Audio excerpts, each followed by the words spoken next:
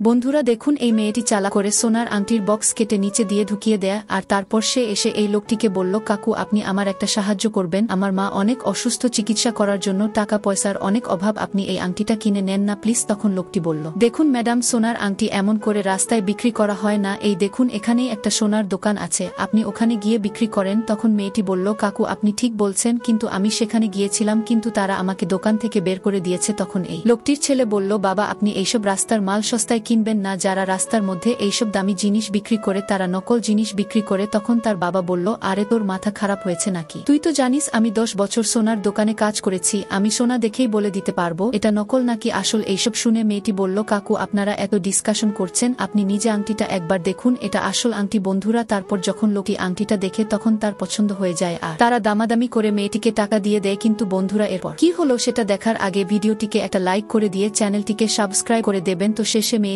আংটিটি ব্যাগে লুকিয়ে রেখে তাদের আংটির বক্স দিয়ে ঠকিয়ে চলে যায়।